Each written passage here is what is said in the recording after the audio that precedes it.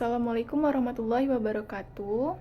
Perkenalkan, nama saya Ninda Devina Indriani, NIM B1B1222099.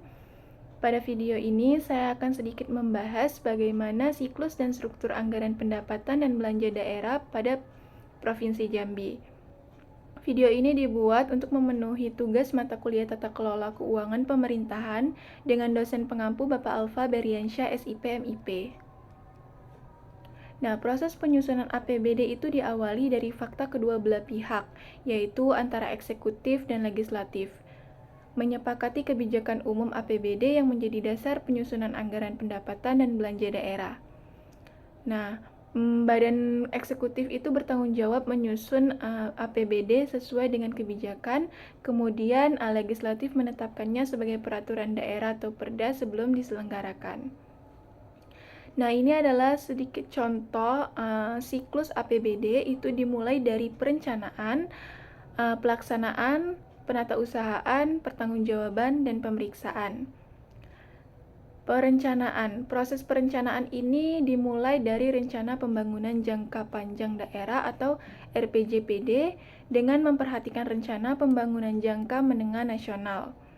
Nah, RPJPD ini merupakan suatu dokumen perencanaan pembangunan daerah untuk periode 20 tahun yang digunakan sebagai acuan dalam penyusunan rencana pembangunan jangka menengah daerah atau RPJMD untuk setiap jangka waktu 5 tahun. Nah, setelah perencanaan ini selesai, pemerintah daerah itu mulai menyusun APBD yang melibatkan tahap perhitungan pendapatan dan pengeluaran agar bisa menciptakan rancangan APBD yang mencerminkan rencana perencanaan menjadi anggaran yang konkret. Kemudian diserahkan kepada DPRD, dan jika sudah disetujui, APBD itu dianggap sah dan dijadikan dasar pengelolaan keuangan daerah selama tahun anggaran yang bersangkutan. Nah, semua tahapan ini itu dirancang untuk memastikan bahwa penggunaan dana publik oleh pemerintah daerah itu dilakukan secara transparan, akuntabel, dan sesuai dengan kebutuhan serta prioritas pembangunan masyarakat setempat. Yang kedua itu pelaksanaan. Pelaksanaan di sini itu memuat rincian sasaran yang hendak dicapai, mulai dari fungsinya, program, kegiatan, anggaran yang disediakan untuk mencapai sasaran itu, dan rencana penarikan dana tiap satuan kerja serta pendapatan yang diperkirakan.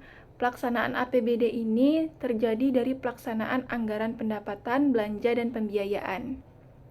Nah, kemudian setelah 1 semester, itu pemerintah daerah menyusun laporan realisasi semester pertama APBD dan prognosis untuk 6 bulan berikutnya.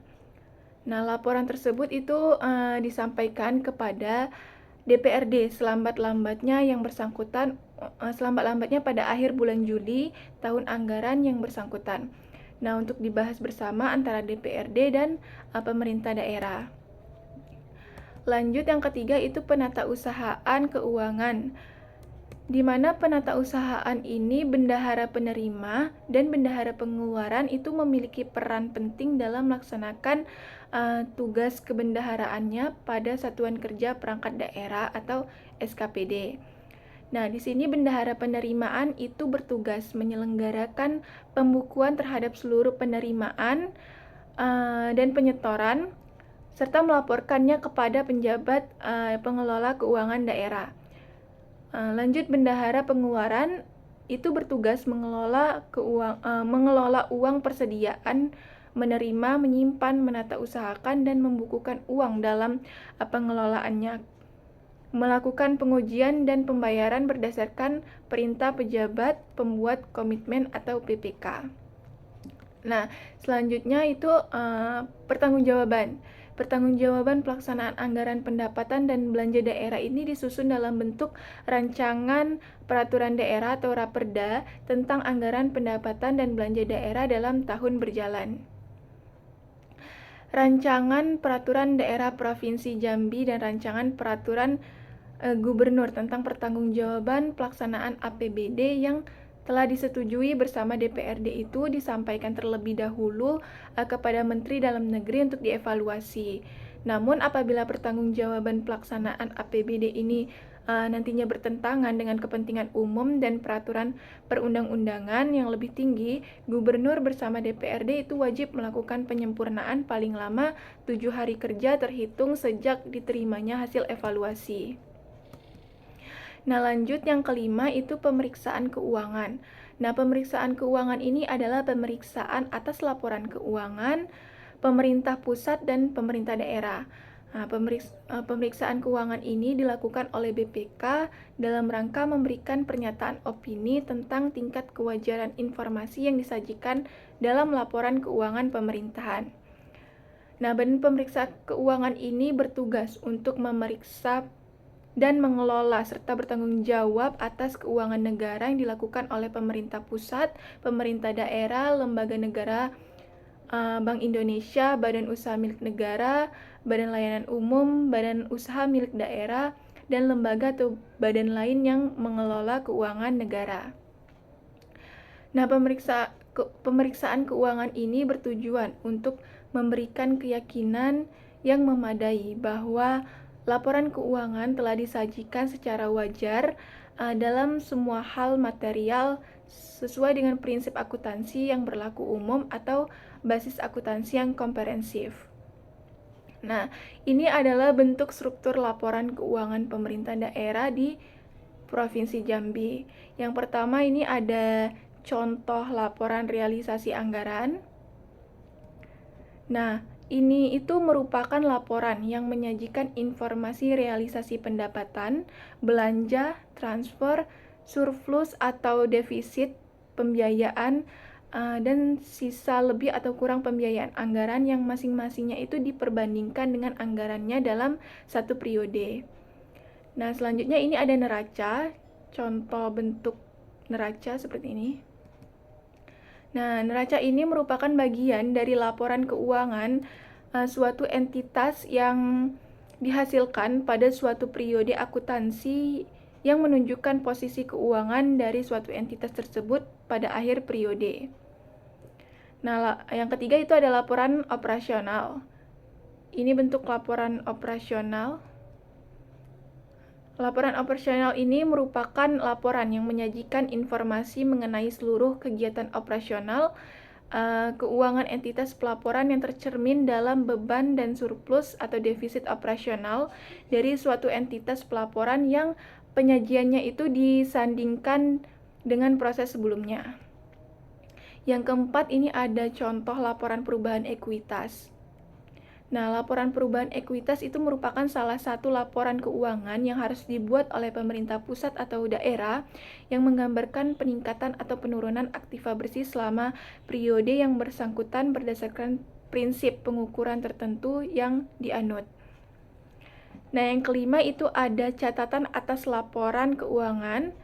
Catatan atas laporan keuangan ini merupakan salah satu unsur laporan keuangan yang menyajikan informasi tentang penjelasan atau daftar terinci atau analisis atas nilai suatu pos yang disajikan dalam laporan realisasi anggaran atau LRA, neraca, dan laporan arus kas atau LAK dalam rangka pengungkapan yang memadai.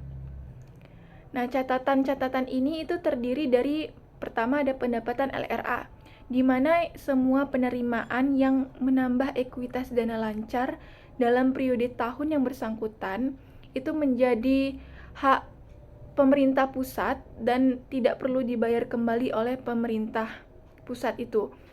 Nah, yang kedua itu ada pendapatan LO.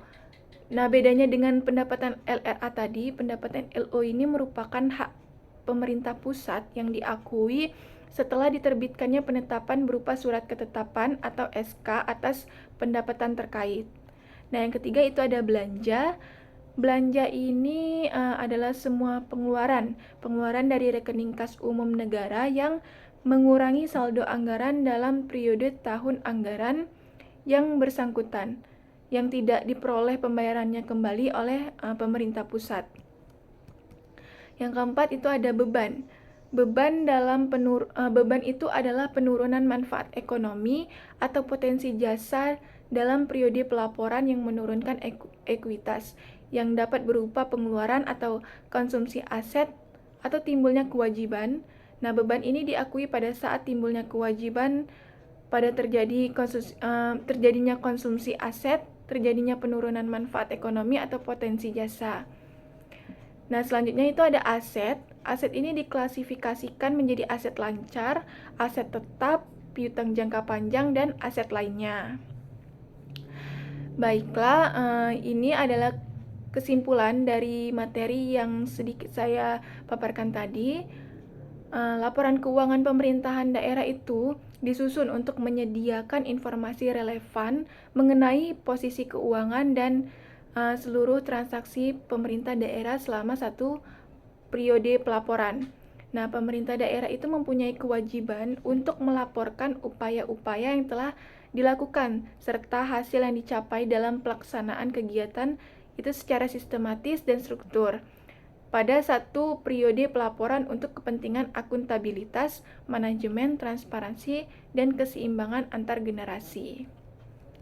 Nah, mungkin itu saja yang dapat saya sampaikan tentang siklus dan bentuk struktur APBD Provinsi Jambi.